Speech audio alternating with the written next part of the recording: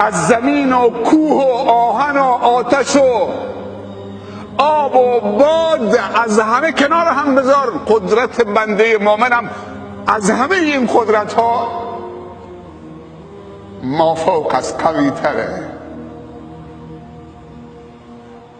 موسی یک چوبی داشت، زد به دریا، دریا دو نصف شد، یخ شد. اینطوری دریایی که تو همه وقتی با قوم بنی اسرائیل رفتن، سبحان الله، جلوشون دریا بود، پشت سرشون فرعون و جنودشون و لشکرش. بنی اسرائیل به موسی گفتن موسی ما رو چه کار کردید؟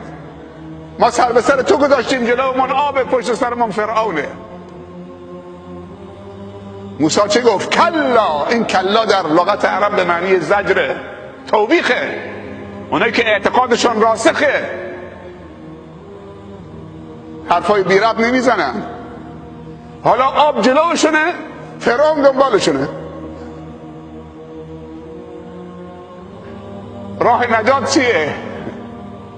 فقط ایمانه، متصل شدن به بالا. ومن یتوکل علی الله فهو حسبه. موسی اینطوری گفت با قاطعیت کلا ان معی ربی سیهدین.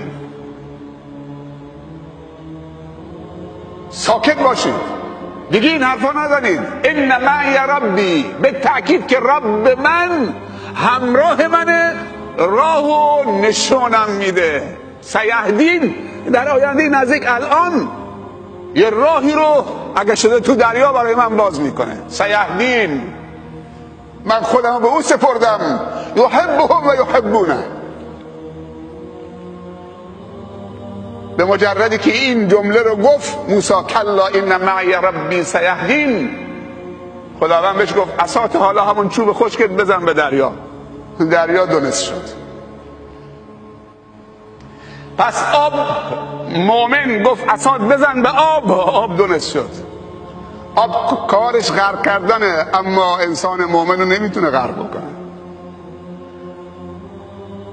آتش کارش سوزاندنه، اما آتش نمرود را بهر گلستان آفرید. نمرود وقتی دید که چاره ابراهیم بتشکن و خلیل الله نمیکنه، دستور داد که آتشی بیافروزن. آتش اونقدر بزرگ بود که زبانه میکشید. ابراهیم رو گرفته بودن آوردن. سربازان نمرود میخواستن ابراهیم رو پرت بکنن، دیدن که زبانه به طرفشون میاد، نتونستن ابراهیم رو پرت کنن. اینجا بود که ابلیس آمد، یه ایده داد. گفت اگر یه کار بکنید میتونید ابراهیم رو تو آتش بندازید.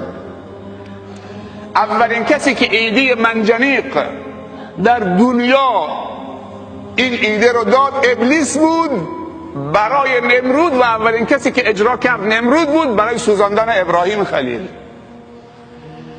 ابراهیم رو گرفتن تو منجنیق گذاشتن، پرتش کردن وسط آتش.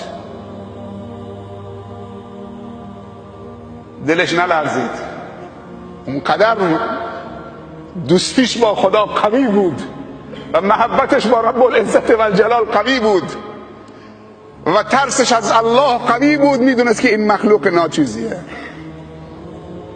وقتی که پر شد تو آتش، جبرائیل آمد پیشش گفت ابراهیم به من نیاز داری؟ گفت نه، تو مخلوقید، از من ضعیفترید، اما به اون بله، به رب العزت و الجلال بله، به اون نیاز دارم. تو سخت‌ترین جا هم خداوند خواست آزمایش عقیدش بکنه و محبتش. گفت به اون بله، اما تو ضعیفی. اینجا بود که خداوند آیه فرستاد، مستقیما با آتش صحبت کرد. قلنا، الله میگه ما گفتیم یا نارو. این یا حرف نداست، پس منادی هست، منادا هست، حرف ندا هست و پیام هست. الله با آتش میگه قلنا، ما به آتشمون گفتیم ای آتش ما، کونی باش بردن، خنک و معتدل و سلامن. علما میگن اگه گفته بود بردن، نمیگفت سلامن معتدل، ابراهیم یخ میزد، زمهریر میشد، تونل انجماد میشد.